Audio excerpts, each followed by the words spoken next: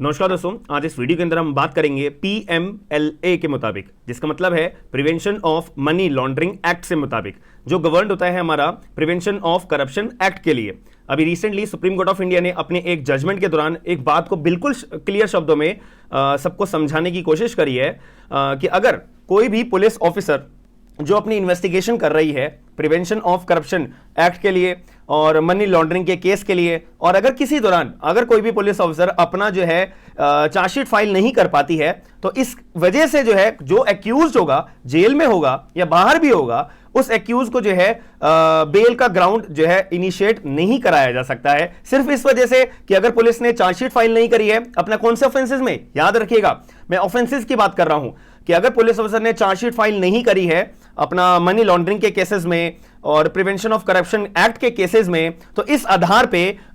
Accused के पास किसी भी तरह का ग्राउंड नहीं है कि उसको जो है बेल पे रिहा करा जाए। अभी रिसेंटली एक केस आया था directorate of enforcement versus Aditya Tripathi 2023 supreme court का केस है ये। यहां पे सुप्रीम कोर्ट ने क्लियर शब्दों में बात बोली है कि accused is not entitled to bail in money laundering cases merely because the chargesheet has not been filed in the predicted offences. याद रखिएगा कि अगर चार्जशीट फाइल नहीं होती है तो आपके पास कोई अधिकार नहीं होता। हालांकि अगर मैं जनरल रूल की बात करूं अपने सीआरपीसी 1973 में जो हमारा 167 सेक्शन है क्लॉज नंबर 2, वहां पे एक अधिकार है कि अगर जो है कोई भी पुलिस ऑफिसर किसी भी पर्सन को अरेस्ट करती है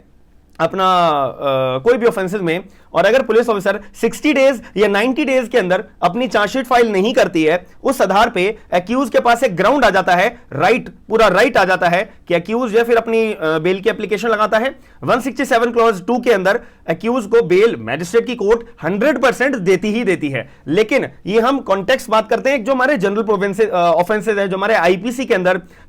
डिफाइन करे हुए हैं। लेकिन मैं आपको जो बात समझा रहा हूं और जो सुप्रीम कोर्ट ऑफ इंडिया ने आपको एक बात समझाने की कोशिश करी है कि जो अगर कोई भी मनी लॉन्ड्रिंग का केस होगा, प्रिवेंशन ऑफ करप्शन एक्ट का केस होगा, उसके अंदर कोई पुलिस ऑफिसर अपनी चार्जशीट फाइल नहीं करते हैं निर्धारित टाइम के अंदर, सिर्फ इसके बाद अगर कोई एक्यूज अपना ग्राउंड समझता है कि भैया मैं तो अब अपना ग्राउंड मेरे पास आ गया है बेल पाने का, मैं अब कोर्ट में जाऊंगा भागा भागा और मैं बेल की एप्लीकेशन कोर्ट में लगा देता हूं क्योंकि चार्जशीट यहां पे फाइल नहीं करी है पुलिस के द्वारा। यहां पे सुप्रीम कोर्ट ने बोला है नो, इस आधार पे उन पर्टिकुलर एक्यूज को जो मनी लॉन्ड्रिंग और अपने करप्शन एक्ट के अंदर है उनमें बेल उनको नहीं दी जाएगी। तो केस का नाम मैंने बता दिया। यहां पर अभी रिसेंटली सुप्रीम कोर्ट के सामने फैक्ट्स आए थे जहां पे जो ईडी थी उन्होंने एप्लीकेशन भी लगाई थी कि भैया हमने एफआईआर दर्ज नहीं करी है, और एक हाई कोर्ट ने तो यार एक्यूज को बेल दे दी है। सुप्रीम कोर्ट जज साहब, यहां पे तो जो हाई कोर्ट ने बेल ग्रांट करी है वो तो गलत बात है। यहां पे तो हाई कोर्ट को कोई भी तरह की बेल ग्रांट करनी ही नहीं चाहिए, क्योंकि तेलंगाना हाई कोर्ट की मैं बात कर रहा हूं। तेलंगाना हाई कोर्ट ने बेल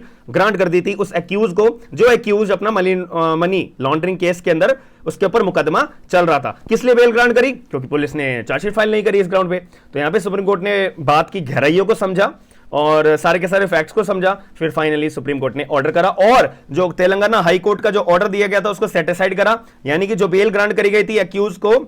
उसको सेटिसाइड कर दिया गया, और एक्यूज को ऑर्डर करा कि भैया 1 हफ्ते के अंदर अंदर एक्यूज जो तुम्हारे को तेलंगाना हाई कोर्ट ने रिहा कराया ना, उसको तुम क्या कर दो, अपने आप को सरेंडर कर दो और जेल में दोबारा चुपचाप आ जाओ। बात खत्म हो जाती है। आपको वीडियो के अंदर जो मैंने आपको जानकारी दी है मोस्ट इंपॉर्टेंट है, याद रखिएगा। आपके प्रैक्टिकल एग्जांपल के तौर पे ये चीज आपको बहुत दिमाग में रखनी पड़ेगी, और जो हमारे सुप्रीम कोर्ट के रेलेवेंट केस लॉज है ना, लैंडमार्क और लेटेस्ट, वो सब कुछ भी आपको धीरे धीरे बताता रहूंगा। हम मिलते हैं नेक्स्ट वीडियो के अंदर। थैंक यू, धन्यवाद।